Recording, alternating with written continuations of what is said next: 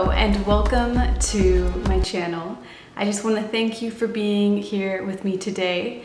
And if you're new, welcome. And if you are returning, I just want to take a moment and say, yes, I am in my very first apartment, brand new. The journey has been a little bit tricky, but I wanted to let y'all know that that previous clip that you guys just watched was me when I was 19 years young, and I was actually just stepping in to my self-love journey. I was really struggling with accepting just my physical self, my bare face, and loving that. But fortunately, throughout these COVID times, I've had a lot of time to really dig deep with my self-love. And it wasn't until recently where I came to the conclusion that there is one thing that all of us are struggling with when it comes to self-love. And I thought I had this down until I realized I didn't. And that is self-worth. And we hear that word all the time, but do we really know what that means? Well, I'm going to tell you about the moment where I realized for myself what that meant. So this year, I had been listening to Louise Hay, she's a self-love expert in my eyes. And I was listening to her repeatedly. And I was listening to her self-love affirmations and just really ingraining it into my mind. Until one day, out of nowhere, I said the words, I am enough. But this time, it clicked differently. Now I thought, I am enough. What does that mean? What does that really mean? I am enough.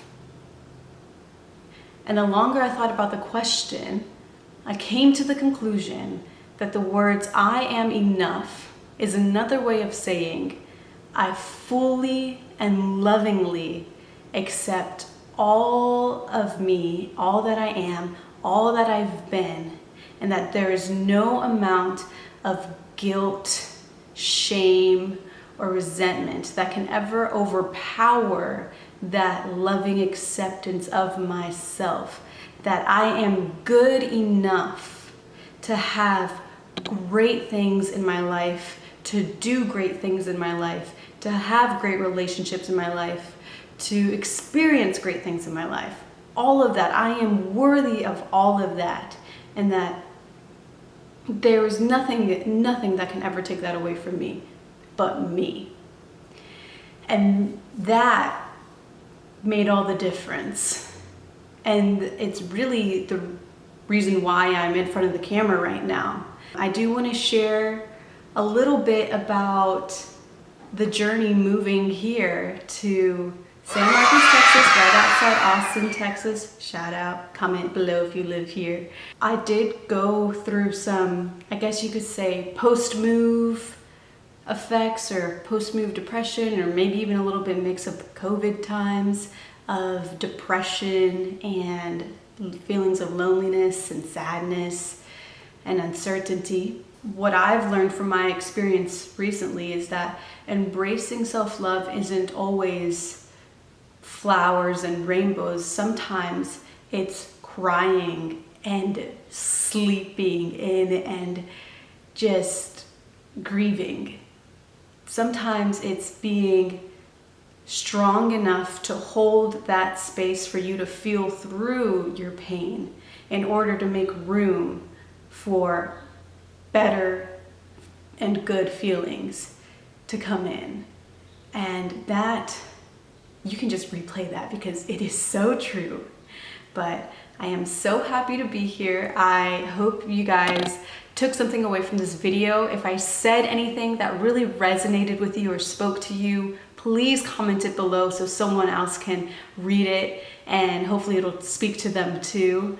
If you want to see more content on self-love, wellness, and fitness, subscribe to my channel, and I look forward to being on this self-love journey with you. Mwah.